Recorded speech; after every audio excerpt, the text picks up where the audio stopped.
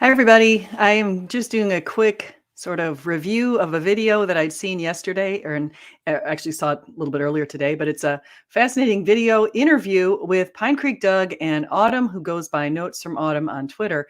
And she and he were talking about some political subjects. And I found it just fascinating to listen to her because her views on people vary as a function of their skin color. And that even goes with justifications of particular moral actions. And so let's listen in and just see what you think.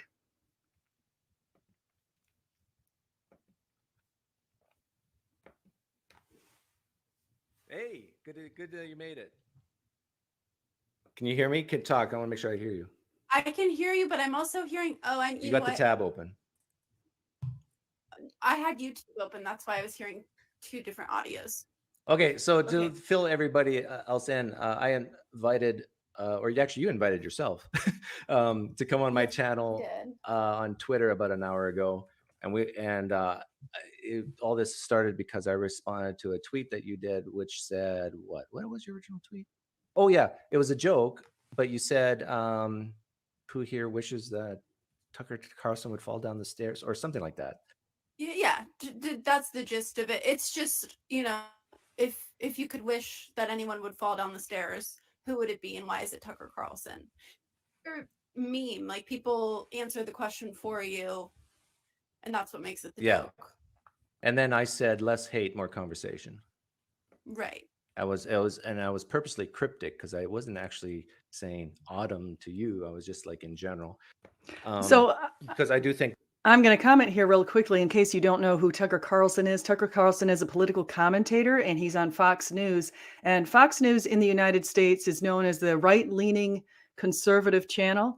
It goes against other channels like MSNBC, which tends to be more left-leaning, or CNN, which is a little more left-leaning as well. And so we've got different political views coming from commentators. And this has unfortunately really separated or put a wedge between people who are on the right and people who are on the left. And it appears to me that Autumn is a little bit leaning towards the left, and she is sort of what a lot of young people think today is correct thinking. And so listen in what this is. This is to me, I guess I took it directed towards me because it was an answer to me, and you didn't say like, in my view, I think that this is like counterproductive. You just kind of told me like what I do. Like it seemed like you were just, and maybe that's an assumption on my part, but it seemed like you were saying like I just hate and I don't actually have conversations, which I mean I've done call-in shows like you do. I have conversations. I do SE with people like you do. Like we do a similar thing. We're just on different ends of the political spectrum. So you would have a conversation with anybody? I'm sure there are limits, right? Like I wouldn't say anybody, but I would have a conversation with people who different perspective than me. And so if there was a Nazi in my live stream right now and I invited him on to talk to you, would you talk to him? That's a complicated question. I don't know. I like platforming a Nazi is, for me, it's like I'd have to think about. I've never been faced with that dilemma, like. So what would hold you back from talking to them? I just wouldn't want to platform them. Maybe like talking to them one-on-one, having a conversation like in person and having an argument in person. That I could see myself doing more than I would say like. So I want to say thank you to the people who are in the chat and who are commenting here. I see the comments coming in from people like Rebuke and Reprove. I see Slam RN, my friend Susan, Christian Resistance. We also see Gavin Herleman and Gorgeous Roddy Crumb. And Gorgeous Roddy Crumb says Autumn is woke, not left-leaning. Wokeism is a cult and dangerous. And so, yeah, I agree with you. I agree about wokeism. So thank you so much. Like bringing them on my channel, because when you're platforming someone's ideas, you're opening yourself up to having those ideas spread as well. Well, you and I agreed we don't think Christianity is true, right? And it's harmful. Right, we agree on that. But I platform them all the time. Am I doing something wrong? Yeah. Yeah, I don't know. Like I said, my answer for now is I don't know. I haven't really thought about that question much. So these two people are either atheists or agnostic. And so I just wanted to let the audience know that. I don't always bring videos in from people who are Christians. Sometimes I look at people who are non-Christians and for their opinions. And I do find these two fascinating because Doug tends to lean a little bit more to the conservative side. And I've noticed that through some of his tweets and also through some of his videos and his comments. And again, Autumn is more liberal. We'll see why I'm saying that in a minute. But that's what I'm not. this is what my tweet to you was getting at, though. This was the crux of it all. It was that this whole idea is you can't platform certain ideas, I think, is bad. So I didn't say Tucker Carlson didn't have free speech. I made it, we went down the thread. I admitted that like I actually do hate him. I don't take that back and like say oh I was only kidding. Like I legitimately hate the man. But I wasn't saying like he shouldn't have free speech. I wasn't saying that, he should have the rights taken away. I'm saying like I hate the guy. And from a utilitarian standpoint, I just think his ideas, the ideas that he spreads, or not even ideas, but disinformation that he spreads is so harmful that. Now, I just wanted to point out the utilitarian standpoint. The utilitarian belief is that we want to do the greatest good for the greatest number of people. However, people who've studied utilitarianism versus deontological ethics have discovered correlations between people who are utilitarian and psychopathy. Just noting, not to say she's one. I can say psychopaths are only 1% of the whole world's population. It's highly doubtful that she's one, but the utilitarian idea isn't exactly noble. Me, if he died, literally, it would be for the betterment of society. Because and so it's like whatever is the best outcome for the most amount of people, to me, wins. So you wish he was dead? Yeah, I think the world would be a better place if he died. Yes. Okay. See, this is just really what I find sad is because we're going to notice in a little bit that she's saying that she thinks the world would be better. Now, Tucker hasn't done anything to her. I don't think Tucker says particularly harmful things or untrue things. And so they're going to get into that in just a minute, too. I don't watch Tucker very often. My husband loves Tucker, though, so I can say that there is a family, there is a relationship to Tucker over in our family. He likes him. So there's that. So here we go. See, I don't wish he was dead. I think a lot of times he's even quite hilarious. I don't agree with everything he says. I don't actually watch him very often, but when I do, I probably agree with him more than not. Yeah, because you answered my tweet, which kind of, let me know. Were you offended by the tweet? No. I wasn't offended. What I was getting at is that I think in order to heal the division in our country, we have to stop hating people and instead tackle the ideas. So now, if you wish Tucker was dead, that tells me that you have such a strong, antipathy or emotion against him that I find it very hard to believe you could have a conversation with a guy like Tucker or someone who believes the same as Tucker. So I will agree with your first statement, which is that definitely it's more productive to criticize ideas and have a back and forth than it is to just have blind hatred, right? But first of all, the tweet it's Twitter, so it's not like people are having nuanced conversations on Twitter very often. It's possible. I understand. That's why we're here. You're limited to the platform. If I had the opportunity to have a conversation with Tucker Carlson, I think I would take it, just for the chance to obviously I'd have to prepare because with his rhetoric and everything, it'd be a challenge for me because I'm still new to doing this kind of content, but I would take it and I would prepare and just do my best because to me, the chance to debunk his ideas would be a good opportunity. Okay, so let's listen for a second. I want to go back now so you guys can get a feel for where some of this other stuff is coming from. I'm going to share with you, stop sharing the screen. I'm going to share with you the Twitter feed first, and then we're going to get back to what they had to say because this gets even way more interesting. If you think that part was interesting, you haven't even gotten to the really good stuff yet. So let me just first share this other tab with you so you can see this interaction, how this started, because this is a fascinating interaction. So here's how they said it started, and here's how it continued. And so they already mentioned these first two tweets. So if you could choose one person to trip and fall down the stairs, who is it, and why is it Tucker Carlson? Pinecreek said, less hate, more conversation. Then Autumn said, you have no idea how much conversation I have and are making an assumption based off a joke. What conversation do you think needs to be had about Carlson, Doug? Pinecreek says, you don't want Tucker to fall downstairs? You don't hate him? She says, that's not what I said. We can hate people, Doug.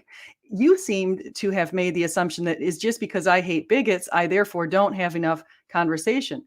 And she said, Pinecreek, do you hate Tucker? Do you want Tucker to fall downstairs? Do you hate him? Oh, I do hate him, yes. Do you have a point? Yes, I have a point. Hate, like love, is a strong emotion that can potentially be skewing your thinking. She says, again, we can hate bigots. You might be informed if you looked up the paradox of tolerance. Social consequences is how we create change. And then Pinecreek writes, why do you hate bigots? She says, I don't tolerate the intolerant. And in Tucker's case, people who deliberately spread disinformation to the detriment of others. So then Pinecreek says, would it be fair to say you're bigoted against bigots? You're intolerant towards the intolerant. Would I be justified in hating you now? And she says, I legitimately just said I am. This is not a gotcha. If you hate me, it's your prerogative. But Doug, don't expect me to lend credence to the opinions of the uninformed. Stick to counter apologetics. You're great at that.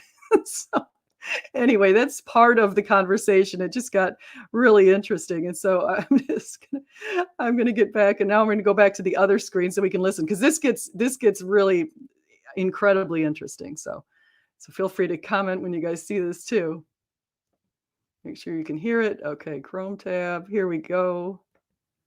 All right, let's get back to this. But I do think it's okay to hate people who are harmful. Do you hate Hitler? Would you say you hate Hitler? No, because or he's like dead. a Nazi?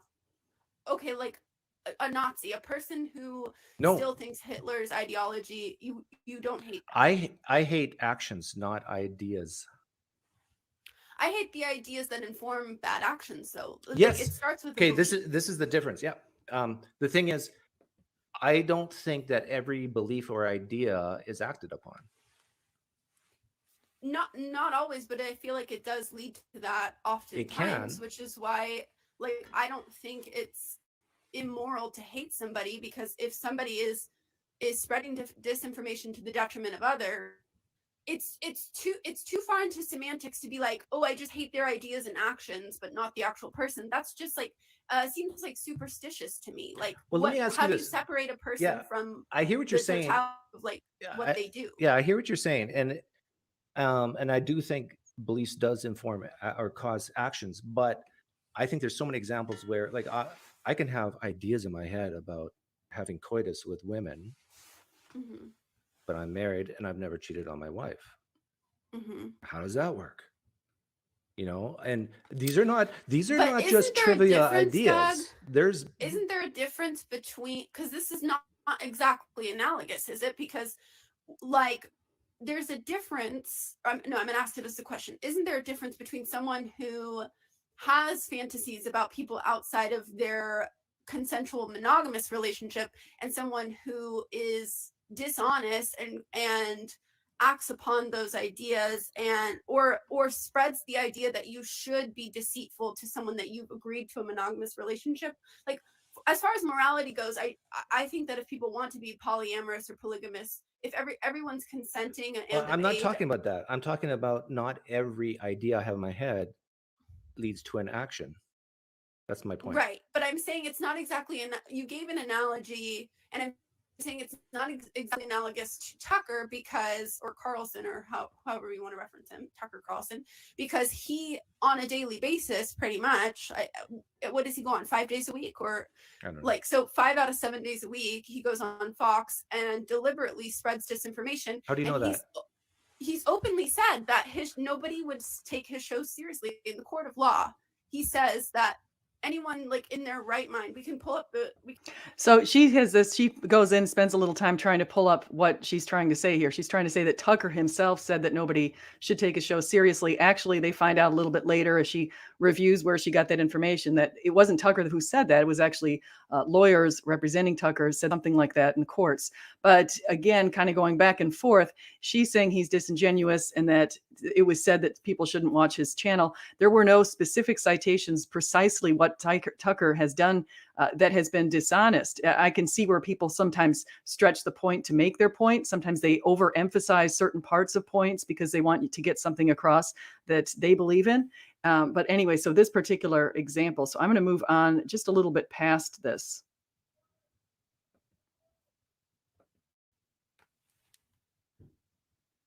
Actually killing someone. Would you agree with that?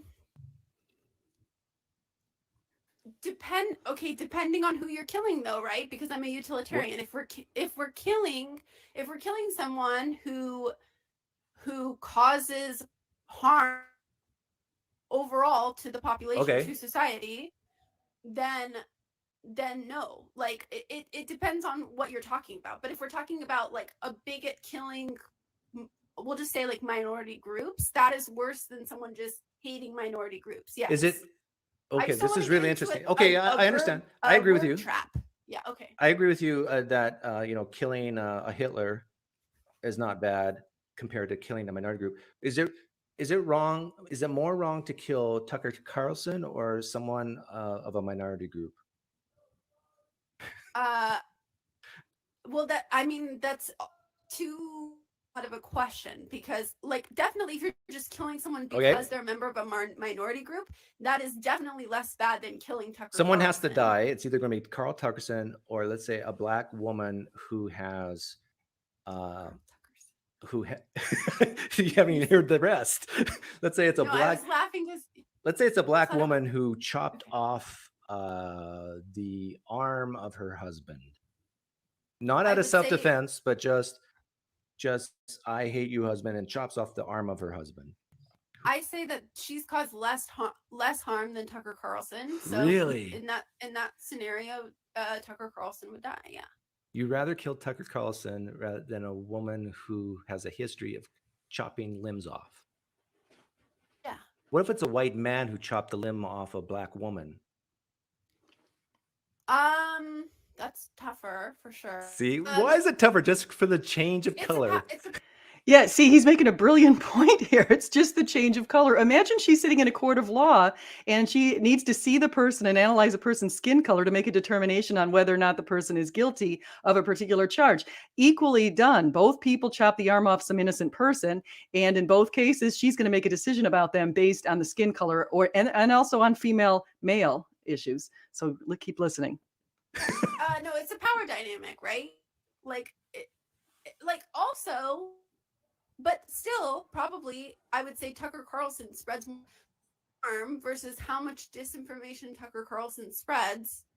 Like, for me, it's like, as a utilitarian, like, what's causing the most harm? So if he's spreading ideas that cause people to take those ideas and act upon them, worse than a white man that chops off a black woman's arm. So I probably still Tucker, but it is harder, right? Because there is a power dynamic. There is a difference between like a white man abusing a minority than a minority who gets angry in a one-off thing on her husband. It's about intent too, I would say. Okay. So you would still kill Tucker Carlson. I'm just gonna call him Tucker. Yeah, that's probably easier. What do you envision? What's something bad that one of his listeners could do because of his spreading of misinformation? Can you give a specific example? Well, people who go like the alt-right pipeline have been known to cause mass shootings. Like that's happened many times in American history, recent American. Okay, good. Let's take that. Okay, so a person is listening to Tucker. Tucker says something, and over a period of years, and this person takes it and does a mass shooting. We got 10 units of blame. Mm-hmm. How many units do you give Tucker, and how many units do you give the person who actually did the shooting?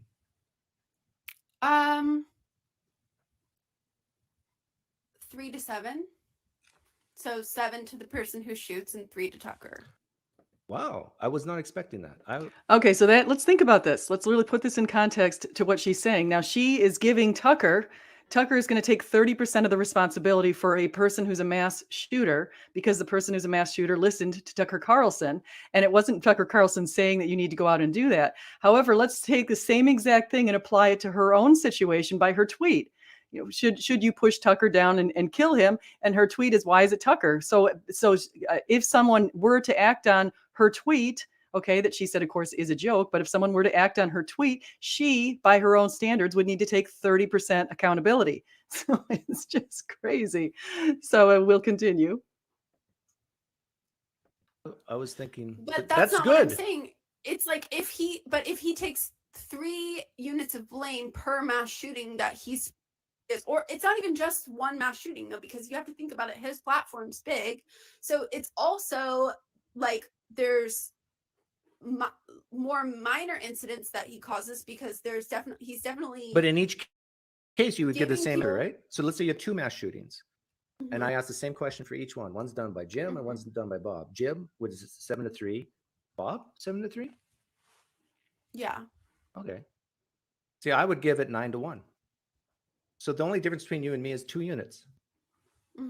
And I'm trying to say that I don't think that you can say Tucker Carlson is accountable for somebody who goes out and does something like that, even 10% that Pinecreek's saying. I think that's ludicrous. And so, and again, applying the standards to things that they've said, are they going to take responsibility for crazies who listen to them and then go out and do something completely irrational? I don't think so.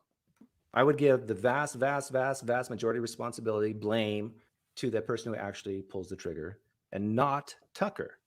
He might get a little tiny amount. See, I guess the difference would be that I know environment influences behavior. I feel like knowingly creates an environment, like facilitates people, like pumping into people's lives these ideas, and then those ideas take hold of people. And I think he has enough power, privilege. You're going to have to refresh. We're losing you. That know what's doing and not care. Just refresh and you'll come right back in. By the way, the question I just asked Autumn about units of blame is, I think, a very good one. Okay, so can you? Yep. Just keep talking. We'll see. Okay. I noticed that my camera looks blurry on your side. Like when I'm filming, it doesn't. But I don't know if I'm really chopped. So I'm going to go ahead and stop the stream right there. I just wanted to let you guys know. So if you watch this video, it's really interesting how her hatred for Tucker Carlson can play out in some rather irrational statements. And of course, applying to Tucker the mass murders of people around the country it seems to me like a massive stretch. And so anyway, so I want to say thank you. And I think it's 420 Cafe with Brojo agrees with me. Yes, she does have a hate, and it is blinding her. What's sad, and it's even something going back to what Jesus said. He talks about the idea of a nation divided cannot stand. An empire divided will not stand. And unfortunately, we right now are an empire divided. And a lot of that is attributable to our news stations that have 24/7 news these days that are very much against each other. And unfortunately, unless we come together and stop demonizing the other side, we're going to end up with difficulties and people who have this blind hatred towards the other side. And so I just hope that we can come together. We can do great things. I'm going to be on David McGuire's channel tomorrow, so I'll post a link to that in my comments. I'll be on his channel tomorrow at 2:00 Eastern. I'm also going to be doing something on my channel on Wednesday at 12:15, and it's going to be continuation of Isaiah. And I would like to interview other people if people are interested in coming in here on December 5th. I'm going to have a very interesting person here, Dr. David Falk, and he's going to be talking about the JEDP hypothesis, also called the documentary hypothesis, that the 5 books of the Torah or of the law or of the Pentateuch, if you want to call it different names, were authored by Moses primarily, with a few small exceptions, like when the reporting of Moses occurred. So anyway, we're going to have that. That's going to come up on December 5th. So save the date for that.